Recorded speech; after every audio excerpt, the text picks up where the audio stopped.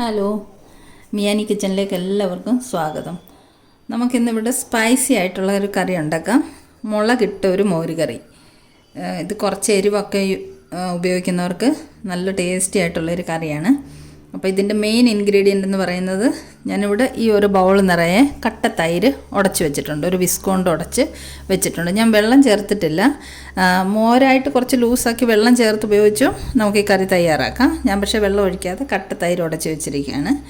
കുറച്ച് മഞ്ഞൾപ്പൊടി, ഉപ്പ്, കുറച്ച് മല്ലിയില, കറിവേപ്പില ആവശ്യത്തിന്, ഒരു നുള്ളു ജീരകം, ഒരു നുള്ളു ഉലുവ, ഒരു അര സ്പൂൺ കടുക്. പിന്നെ ഇത് കടുക് താളിക്കാനുള്ളത് ചുമന്നുള്ളി ഒരെണ്ണം, ഒരു ചെറിയ കഷ്ണം ഇഞ്ചി പൊടിയായി അരിഞ്ഞത്, ഒരു വറ്റൽമുളക്, ഒരു സ്വല്പം മുളക് പൊടി, ഒരു പിഞ്ച് മതി, പച്ചമുളക് ഞാനിവിടെ ഒരു 4 എണ്ണം എടുത്തിട്ടുണ്ട്.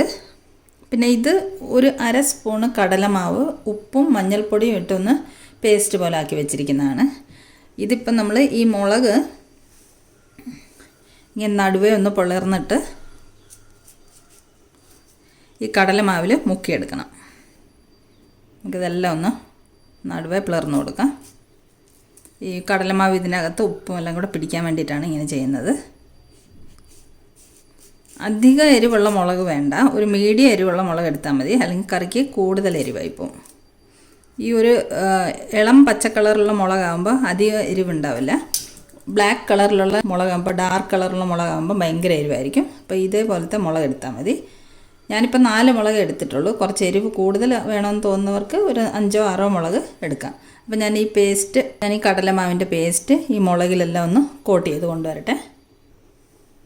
ഈ 4 മുളക് ഞാൻ നടുവേ പിളർന്ന് കടലമാവിന് കോട്ട് ചെയ്ത് വെച്ചിട്ടുണ്ട്.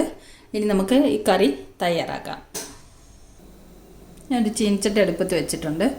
ചട്ടി ചൂടായി. നമുക്ക് 1 സ്പൂണ് വെളിച്ചെണ്ണ ഒഴിച്ചു കൊടുക്കാം. ഇത് വെളിച്ചെണ്ണയിൽ തയ്യാറാക്കുന്നതാണ് നല്ല ടേസ്റ്റ്. അപ്പോൾ നമുക്ക് വെളിച്ചെണ്ണ തന്നെ ഉപയോഗിക്കാം. വെളിച്ചെണ്ണ ചൂടാവട്ടെ. വെളിച്ചെണ്ണ ചൂടായിട്ടുണ്ട്. നമുക്ക് കടുക് ഇട്ട് കൊടുക്കാം.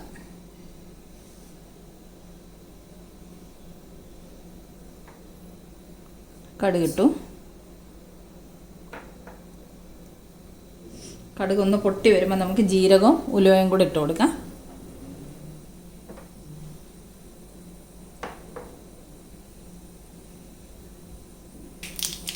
കടുകെല്ലാം പൊട്ടിയിട്ടുണ്ട്. നമുക്ക് ജീരകവും ഉലുവയും ഇട്ട് കൊടുക്കാം.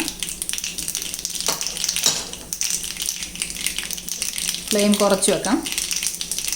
ജീരകവും ഉലുവയും ഒന്ന് ചുമന്ന് വന്നിട്ടുണ്ട്. ഇനി നമുക്ക് ചുമന്നുള്ളി, ഉണക്കമുളക്, ഒരു ചെറിയ കഷ്ണം ഇഞ്ചി പൊടിയായിട്ട് അരിഞ്ഞ് വെച്ചിട്ടുണ്ട്, അതും കൂടി ഇട്ട് കൊടുക്കാം.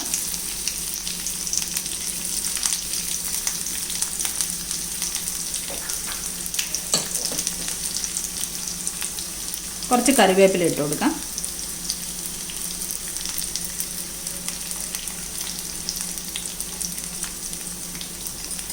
ഇതൊന്ന് ഇളക്കി കൊടുക്കാം.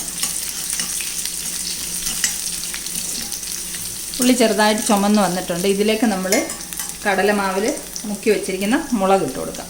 4 മുളക്.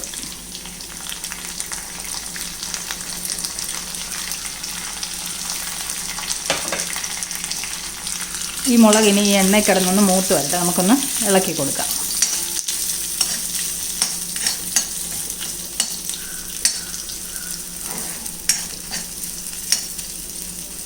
ഇത് നമുക്കൊന്ന് മൂപ്പിച്ചെടുക്കാം. ഒരു 2-3 മിനിറ്റ് എടുക്കും ഒന്ന് മൂത്ത് വരാൻ. മുളകൊക്കെ ഒന്ന് മൂത്ത് വരുന്നുണ്ട്. ഇതിലേക്ക് നമുക്കിനി ആവശ്യത്തിന് ഉപ്പിട്ട് കൊടുക്കാം. നമ്മൾ കുറച്ച് പുളിയുള്ള തൈരാണല്ലോ ഒഴിക്കുന്നത്, അപ്പോൾ അതിനനുസരിച്ചുള്ള ഉപ്പിട്ട് കൊടുക്കാം. കുറച്ച് മഞ്ഞൾപ്പൊടി ഇട്ട് കൊടുക്കാം. ഒരു 1/4 സ്പൂൺ മഞ്ഞൾപ്പൊടി. ഇളക്കി കൊടുക്കാം.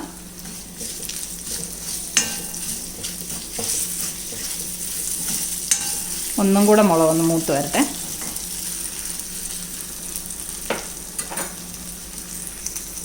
മുളകെല്ലാം നല്ലോണം മൂത്ത് വന്നിട്ടുണ്ട്. ഇനി നമുക്ക് ഫ്ലെയിം ഓഫ് ചെയ്യാം.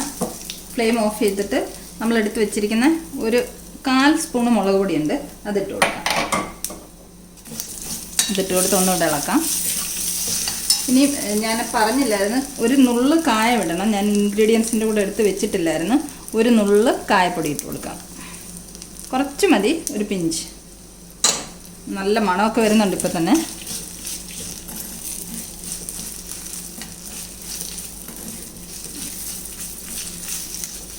അപ്പം നമ്മൾ ഫ്ലെയിം ഓഫ് ചെയ്താണ് വെച്ചിട്ടുള്ളത്. ഇനി നമുക്കിതിലേക്ക് ഉടച്ച് വെച്ചിരിക്കുന്ന തൈര് ഒഴിച്ച് കൊടുക്കാം.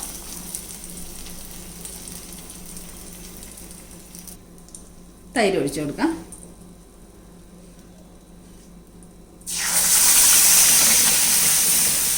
ഞാൻ ഫ്ലെയിം ഓഫ് ചെയ്തിട്ടാണ് തൈര് ഒഴിക്കുന്നത്. കാരണം ഇത് ഇരുമ്പ് ചീനിച്ചട്ടി ആയതുകൊണ്ട് നല്ല ചൂടുണ്ട്. ഫ്ലെയിം ഓൺ ചെയ്തിട്ട് ഒഴിക്കുമ്പോൾ തൈര് പിരിഞ്ഞു പോകാൻ ചാൻസ് ഉണ്ട്. അതുകൊണ്ട് ഞാൻ ഫ്ലെയിം ഓഫ് ചെയ്തിട്ട് തൈര് ഒഴിച്ച് കൊടുത്തത്. അപ്പോൾ ഈ ചട്ടിയുടെ ചൂടിൽ തന്നെ നമുക്ക് ഈ തൈര് ചൂടായി കിട്ടും. ഭയങ്കര നല്ല അടിപൊളി മണമൊക്കെ വരുന്നുണ്ട്. മുളകിൻ്റെയും കായത്തിൻ്റെയും എല്ലാം നല്ല മണം വരുന്നുണ്ട്. ഇതാ നമ്മുടെ മുളകിട്ട മോര് കറി ഇവിടെ തയ്യാറായിട്ടുണ്ട്. ഇതിലേക്ക് നമുക്ക് മല്ലിയില ഇട്ട് കൊടുക്കാം.